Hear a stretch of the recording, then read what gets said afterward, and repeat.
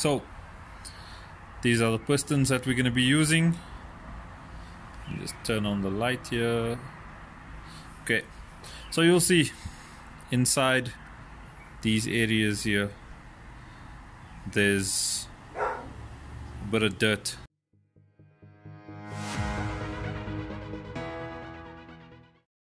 Okay, so the rings are clean. You can see cleaner than what they looked like before.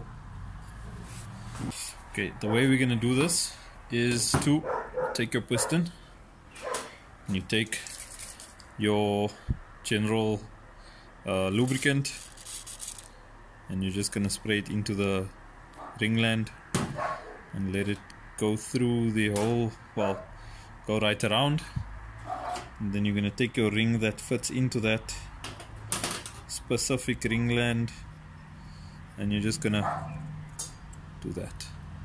Just going to move the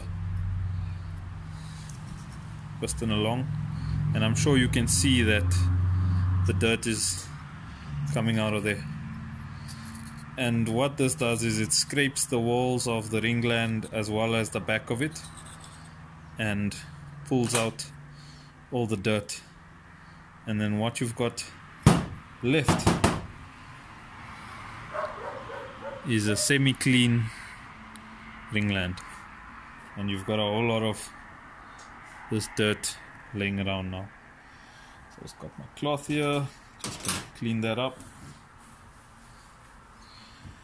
And then, so I'm gonna do this about 2 to 3 times depending on how dirty the ringland is.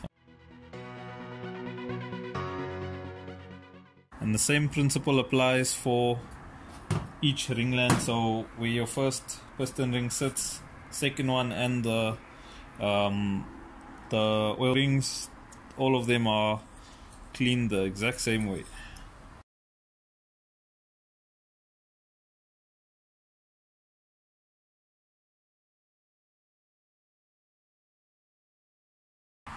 You can see in this area here a whole lot of dirt. It looks like a lot of carbon buildup from oil, but yeah, this one seems, these pistons seem a lot easier to clean than others that I've worked with. So you'll obviously have your different challenges when you do yours, but the principle is the same.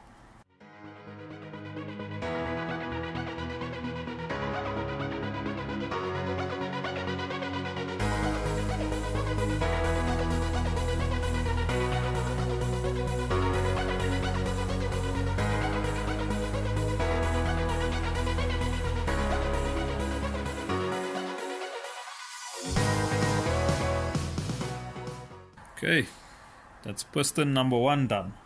Only 5 more to go.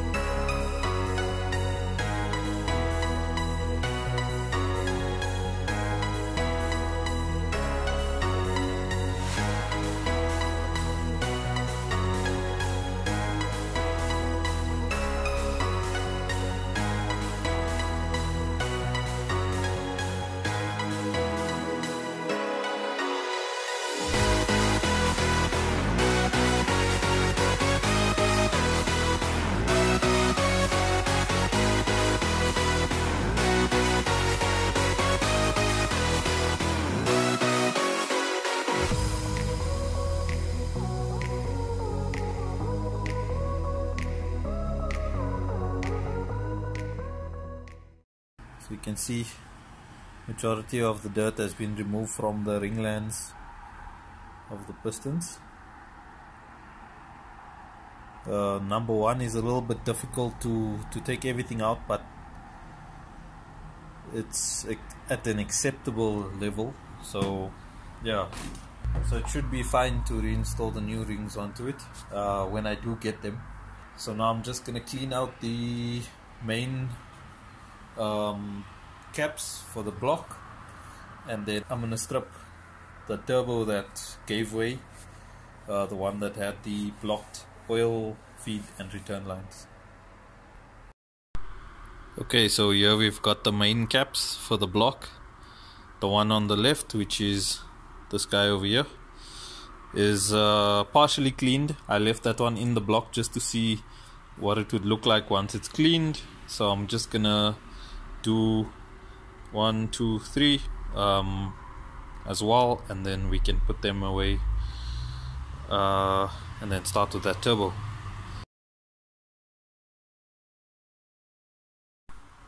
Okay, so yesterday I ran into some issues with my phone, with the memory being full, so I couldn't record the cleaning of these, but main caps are now clean and I'm getting ready to put them into the block, and then we're going to take apart that one turbo that's seized. So let's get to it. Okay, so this is the turbo in question. You can see it's had a little bit of a rough time.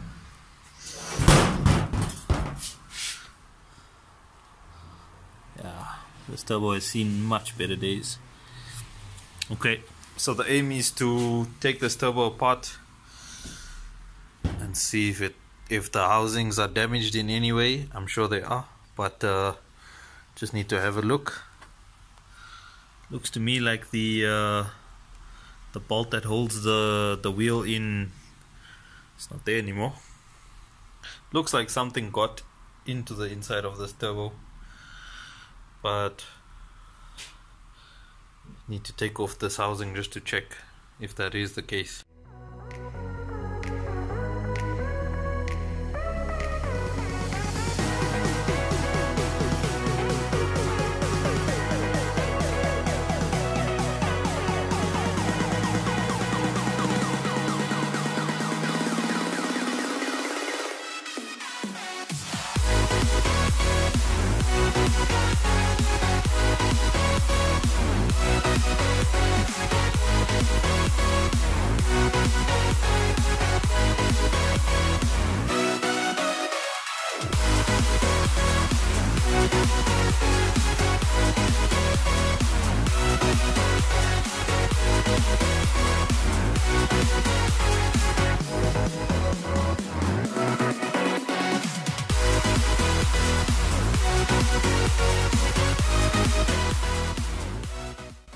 Behold the spanner of bewilderment.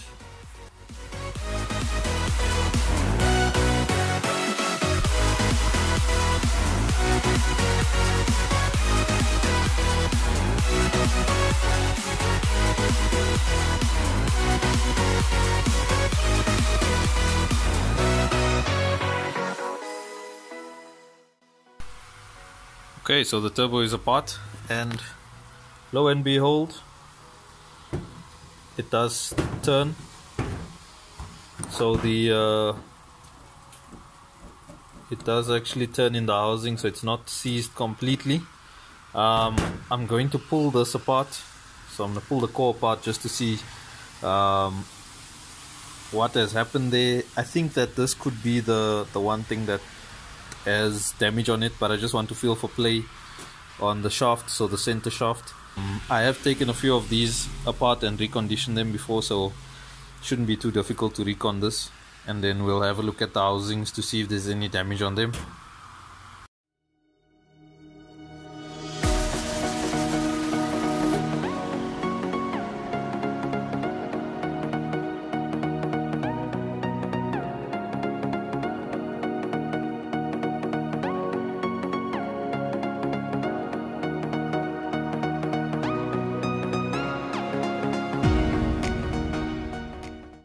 Okay, so it's finally apart. That took a lot more heat than expected. So you can see this is still quite hot, so I'm just going to put that on the side. But the rest of them are apart, so you can see this is the core over here. It looks like an original core, I'm not sure, I need to just double check on that. You've got the backing plate. You can see the shaft. Not sure if this shaft has if it's bent in any way, but yeah, doesn't look like. You're just gonna have to check, send it in, have it looked at. I do have a few other KO3s that I can use spares of in order to build one that should work here. So I'm probably gonna do that. I'm just gonna take apart the rest of the core and see how the journal looks, see if there's any other telltale signs of what could have caused this to blow in the first place.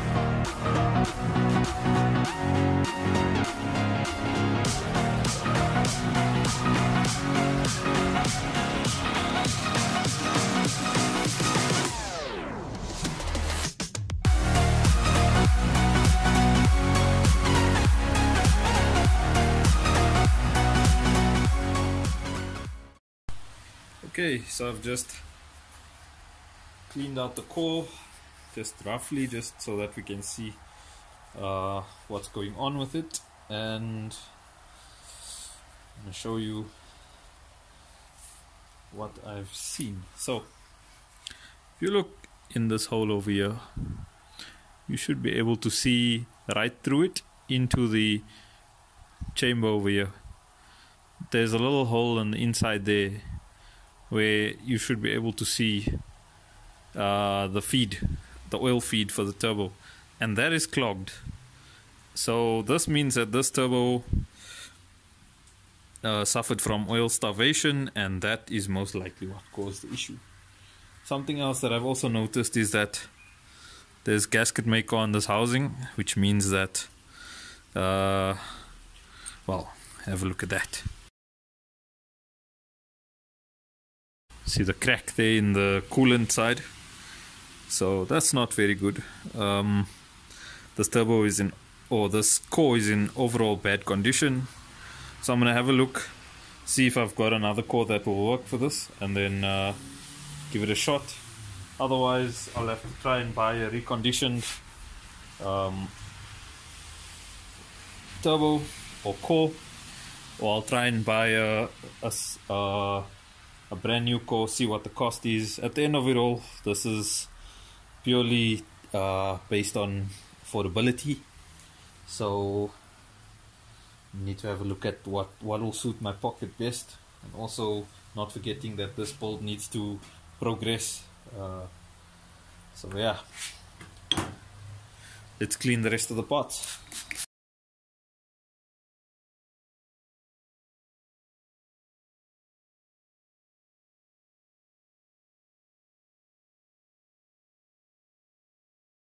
Okay, so I just dug up a whole lot of parts that I had lying around from my previous 1.8Ts, and I've got this, which might work. I'm not 100% sure if it will, but I'll compare those two. The part numbers are slightly different. So this one is 53041510093B, and this one is 53041510091E. So I'm just going to check what the differences are between the two, and then take it from there. See if we can use them. Got a few other parts here, one of which is this combo over here. So this wheel is slightly bigger than the KO3. It's more closer to a KO4 wheel. So maybe look at going with that, but then I'll need two of the exact same wheel. So let me do some research and see what I get. Okay, so in my endless supply of junk, I found another core for KO3, and this one is 53041510093E. The problematic one is 0091E, so I'm just going to do a comparison. These two look like they're the same brand, so RSM and RSM. I'm just going to take this one apart. This turbo had about, I think it was, about 40,000 kilos on it, 40,000 kilometers. And what had happened was the little seal that goes on the front plate. So the seal in the middle of this gave in, and there was a lot of movement up and down and side to side, and that caused the wheel to hit the back of this. So you can see this wheel's a bit scuffed, but I'm gonna send that in for machining and balancing. Well, I'm gonna send both these turbos in for machining and balancing just to get them to make sure that they are up to the task. And you can see the two wheels above are both from KO3 029s, and the wheel below is from the KO3 that's on this motor. And you can see that there's a bit of a difference in size between the two. So I'm going to opt to use these two on both the turbos because they're identical wheels. Yeah, that's gonna go to the trash can. So I've got these as well. This housing, I'm gonna try and use that on the other turbo, which is over here, but we'll have a look at that in a few.